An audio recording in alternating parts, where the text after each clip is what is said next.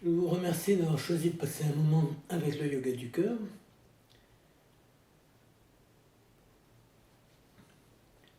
On a utilisé pour le yoga du cœur ce schéma de la conscience avec ce centre de couleur vert clair qui correspond à la présence de l'amour en nous.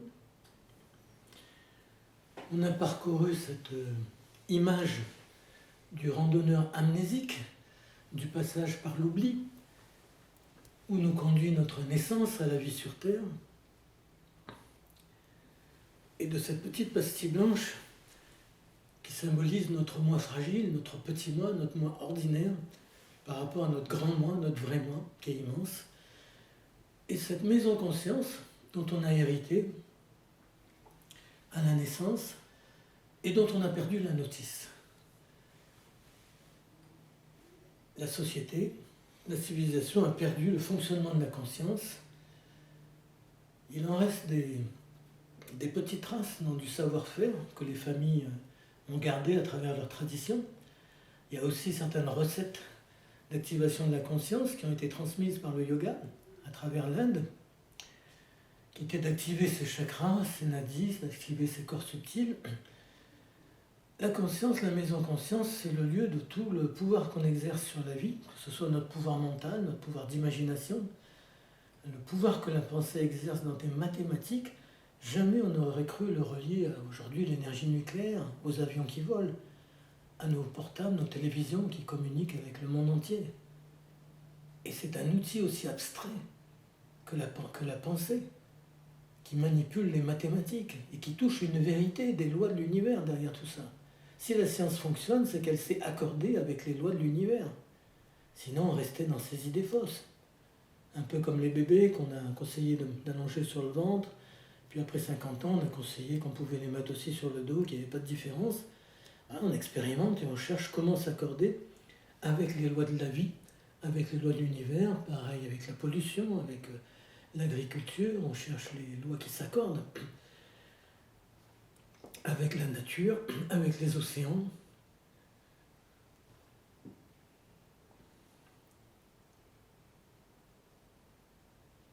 Et il y a aussi des lois de la conscience, les lois qui gouvernent le subconscient, les lois qui gouvernent ce qu'on appelle la transformation, l'évolution.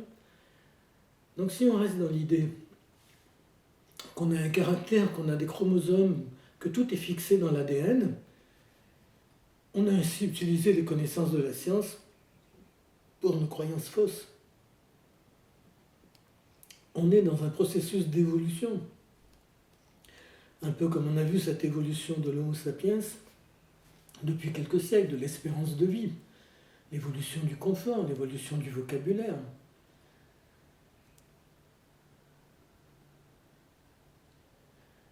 Alors les lois de la conscience, c'est-à-dire comment fonctionne la conscience, comment déverrouiller les portes sur lesquelles notre émotionnel a mis des verrous, ce sont notamment les 3 mots mantras qu'on a utilisés, qu'on peut réutiliser avec notre pensée qui vient ici, et les mots amour, douceur, confiance, qu'on prononce silencieusement en nous, avec nos lèvres qui descendent derrière le chakra du cœur, et qu'on fait vibrer.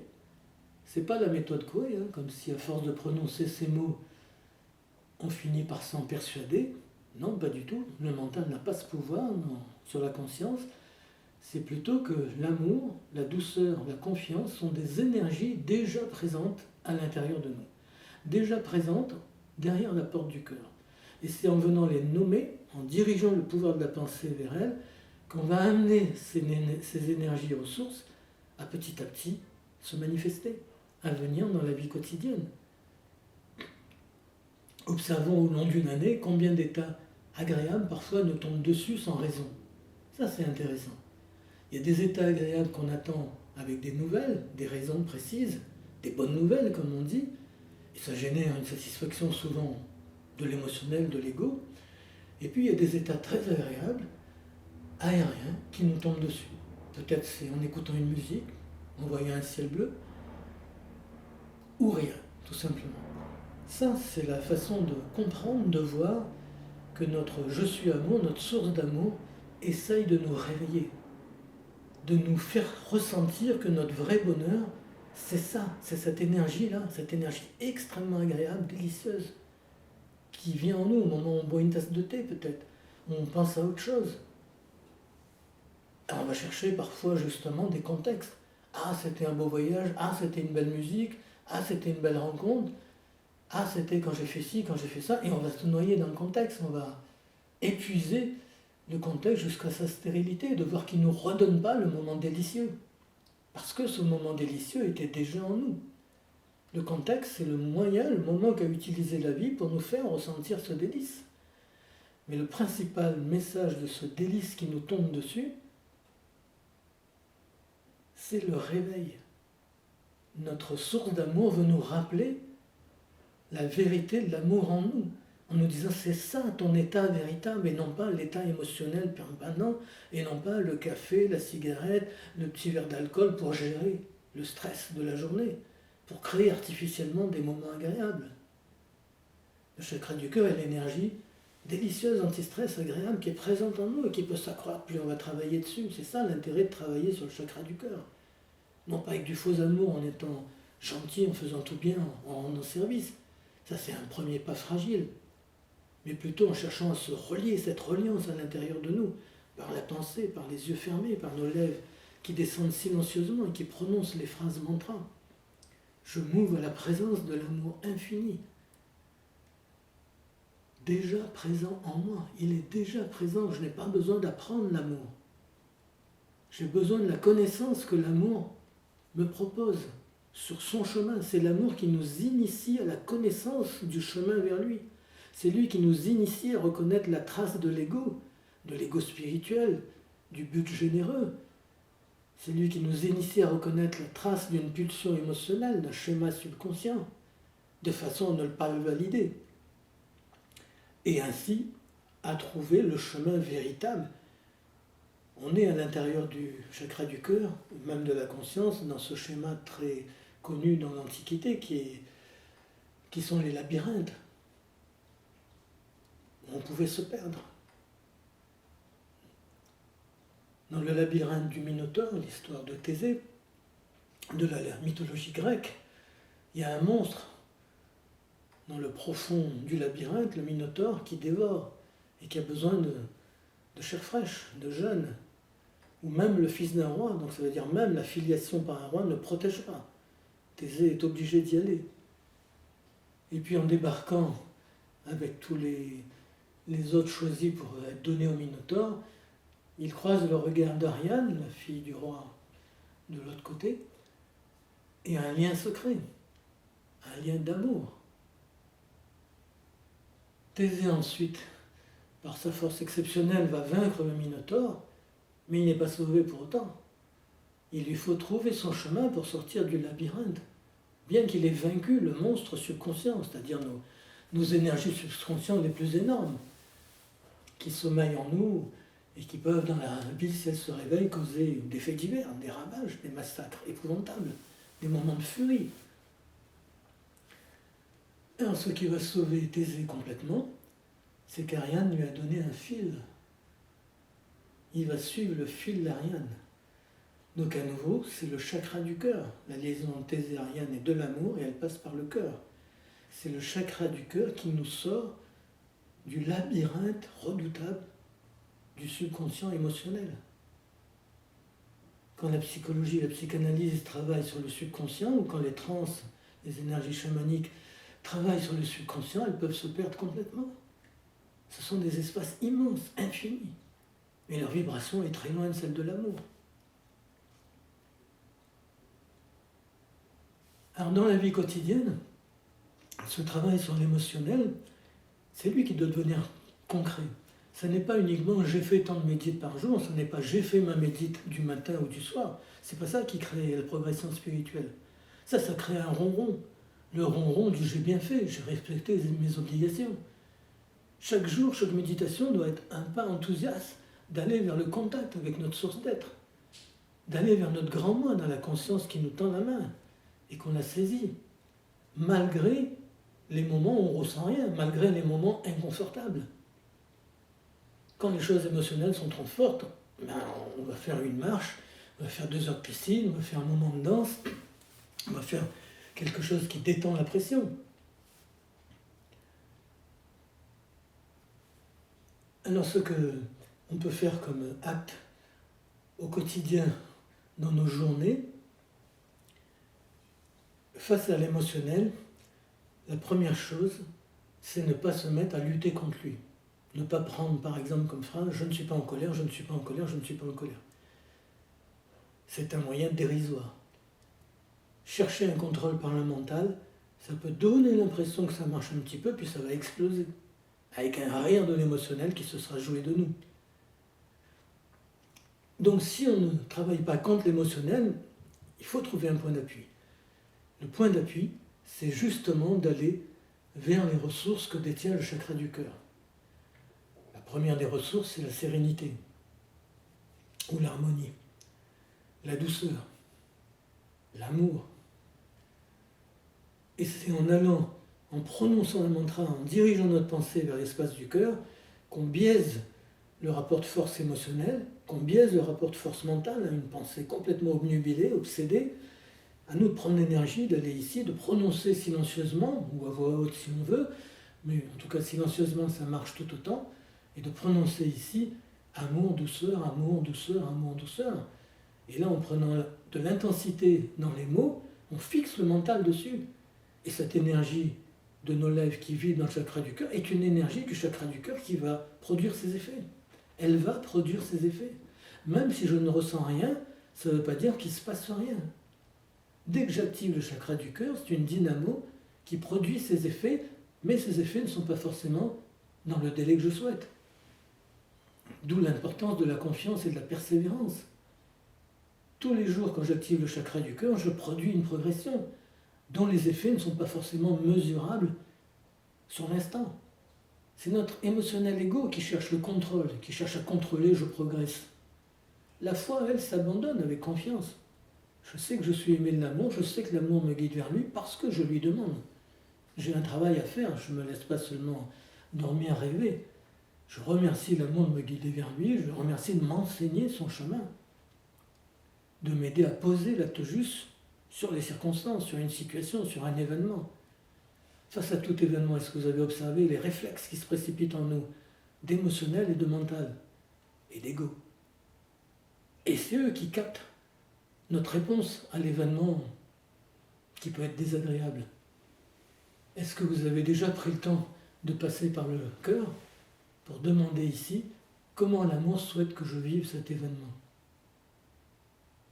Oui, il faut déjà avoir une autre idée de l'amour pour lui poser cette question-là. Il faut le prendre pour une intelligence, une supraconscience.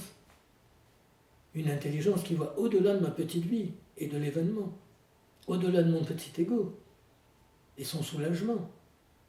L'ego est souvent à chercher un soulagement, à être crispé pour chercher un soulagement, alors que le cœur va trouver de la plénitude, va être rempli de cette énergie. Donc, première étape, ne pas s'opposer aux émotions, trouver un point d'appui dans le cœur par un mantra. Ça peut être des mots très courts comme amour, douceur, amour, douceur, amour, douceur. Moi, parfois, j'utilise amour, amour, amour, amour, même si c'est un mantra tout simple et tout court. En même temps que je prononce amour, il s'associe une connaissance, la connaissance que j'ai de ce qu'est l'amour, qui s'accroîtra au fil du chemin.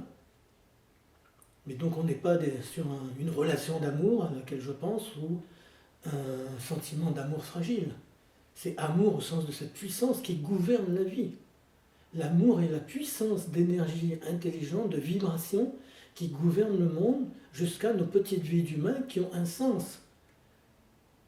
On peut avoir l'idée que le monde est anarchique, que tout est à volo, qu'il s'agit de s'en tirer du mieux qu'on peut. Oui, on est libre d'expérimenter, et sans arrêt, la Terre nous rend libre d'expérimenter toutes nos idées de Dieu, toutes nos idées de la vie. Mais si on s'approche de la fenêtre du cœur, il va nous enseigner ce que notre mental voit depuis la vibration du cœur. Notre mental fonctionne un peu comme un poste de radio. On tourne les boutons de fréquence du poste de radio et il capte des émissions différentes, très différentes. Et puis on choisit. Eh bien notre mental, quand il est dans la colère, il capte des pensées de colère. Quand il est dans la tristesse, il capte des pensées de tristesse. Quand il est dans le découragement, il capte ainsi de suite. Et donc si je me place Si je génère de l'énergie du cœur, le mental va se mettre sur la fréquence du chakra du cœur. Et il va capter des idées nouvelles pour notre vie.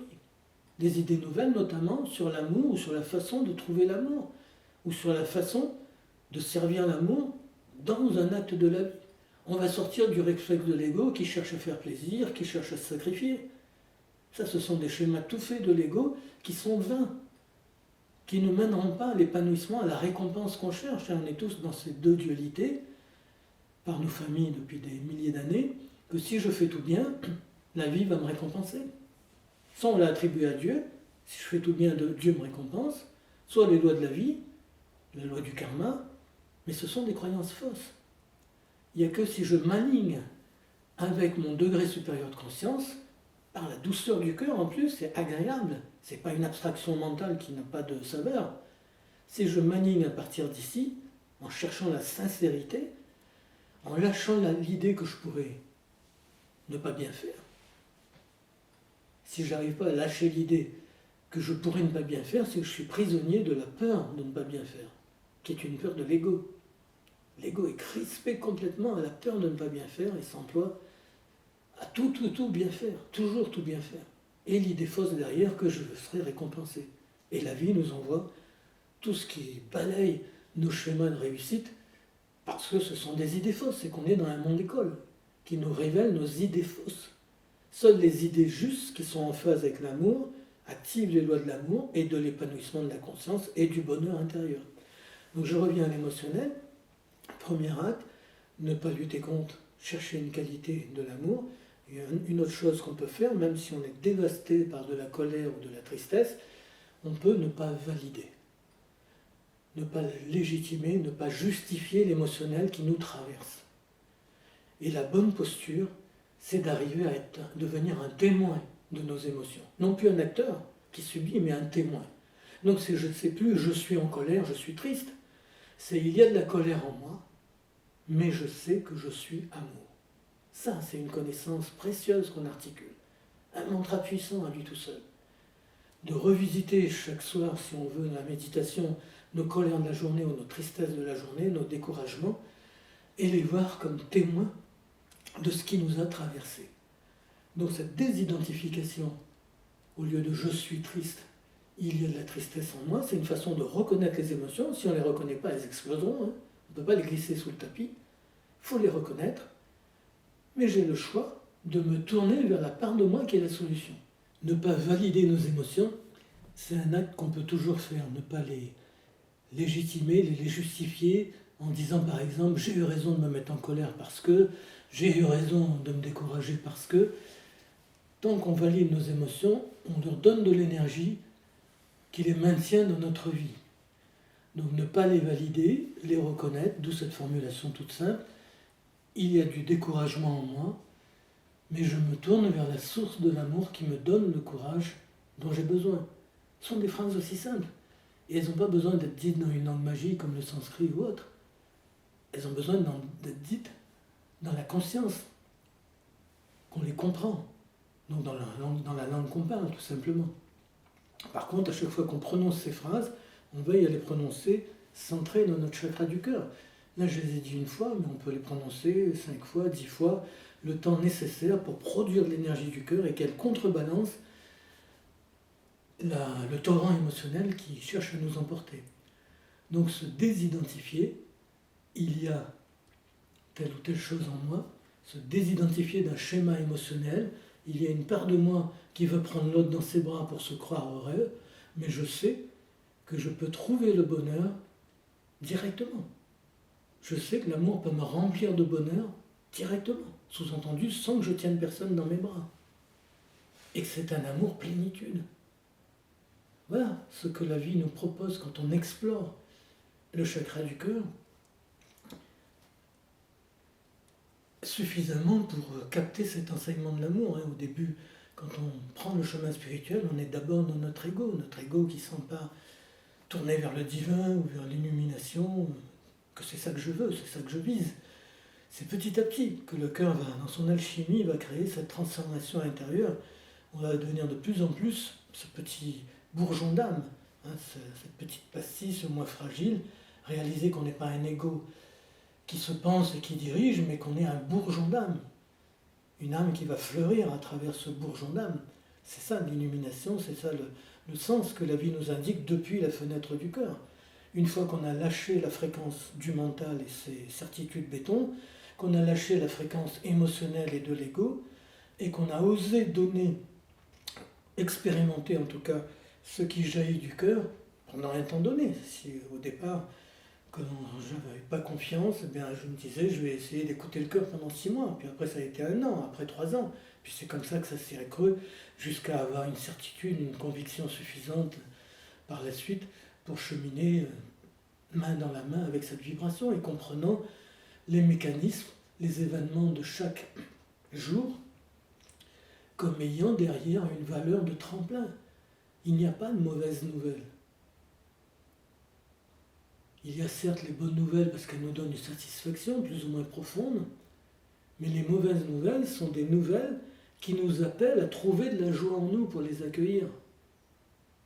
Alors sur une mauvaise nouvelle, on peut formuler le contre-pouvoir, le mot c'est « je bénis cet événement ». Je bénis cette situation. Je bénis au sens, je dis qu'il y a du bien. Ce n'est pas un rituel avec un goupillon pour bénir. C'est je dis qu'il y a du bien au sens que j'ai l'intelligence, la connaissance que derrière cet événement, il y a un enjeu d'amour. Et pourquoi cet événement désagréable est venu dans ma vie? Eh bien, les lois spirituelles, la connaissance qu'on trouve dans de nombreux livres aujourd'hui, nous dit qu'on a créé ces événements. On les a créés nous-mêmes par nos énergies, nos mémoires subconscientes. Oui, les lois de la vie, les lois spirituelles, font qu'on crée les événements qui se manifestent. Et notamment, on le sait, quand on dit plus tu penses à une peur, plus elle va se manifester. Oui, parce qu'après on devra faire face à la peur, on va devoir en triompher, et du coup on aura franchi une marche. C'est pour ça que les événements auxquels on pense, les beaux comme les moins bons, peuvent appeler à se manifester en se mixant dans un dosage qui est sous la maîtrise de notre moi divin. Notre soi, notre moi intérieur gouverne parfaitement tout événement de notre vie quotidienne. Il n'y a aucun événement anarchique ou capricieux pour lequel il nous faudrait chercher des protections. Alors ce mécanisme des lois est difficile à comprendre, mais par exemple, plus je pense, plus je vais ressasser l'idée que je suis abandonné, que les amis m'abandonnent, que les êtres chers m'abandonnent, que les gens m'abandonnent toujours, plus je vais produire les événements de l'abandon. Je vais les créer dans l'éther de l'univers. Mon énergie de pensée va créer ces événements. Et à chaque fois que je vais vivre ces événements d'abandon, eh bien ça va me conforter dans l'idée que oui, j'ai bien raison, la vie m'abandonne, je suis bien maudit par l'abandon de toute forme d'aide ou d'affection. C'est ainsi que je m'auto-enferme dans un cercle vicieux, alors qu'il y aura aussi des événements contraires où je recevrai tout d'un coup une marque contraire à l'abandon, une marque de chaleur, une marque d'intérêt. Ce sont aussi les clins d'œil de l'amour, de notre moi divin, pour essayer de nous sortir cette croyance fausse que je suis abandonné, qui est une résonance avec la blessure originelle. Parfois, si on a invité des gens et qu'ils se décommandent, on peut avoir une petite vibration désagréable dans le ventre. C'est notre ego qui se voit abandonné. Les gens refusent mon invitation, etc. Eh bien, on est tous les jours dans la résonance de notre blessure émotionnelle. Elle n'est pas oubliée, enfouie. Tous les jours, on est dans cette résonance. Une mauvaise nouvelle, on a l'impression que le destin, la beauté étoile nous abandonne. Ou que Dieu nous abandonne, nos prières nous abandonnent. À nous de ne pas valider cette idée. À nous d'affirmer l'opposé. Je sais que je suis union parfaite avec l'amour. Et l'amour me libère de mes croyances fausses. Et je demande avec ferveur, avec intensité, l'amour me libère. Je remercie l'amour de me libérer de mes croyances fausses, en l'abandon, en la coupure, en la séparation. Donc c'est un monde assez magique, assez particulier, qui peut créer ces enfermements, mais dont on peut sortir. Comme beaucoup de gens en ont fait l'expérience dans la vie, on pourrait dire quasiment normale. Alors c'est cette amnésie de départ, on a oublié qui on était, on a oublié qu'on était un centre d'amour parfait, et on s'est enfoui dans cet outil rempli d'ignorance qu'est la conscience. La maison conscience est d'abord dans l'ignorance. Et nous, on va amener de plus en plus de la connaissance, comme on le fait avec notre expérience de la vie, On va emmener de la connaissance pour transformer cet outil conscience en supraconscience, avec ses capacités à activer les lois de la réalisation. Sachant que les lois entendent si notre énergie est fondée sur des schémas de l'ego ou sur l'alignement avec l'amour, avec notre âme.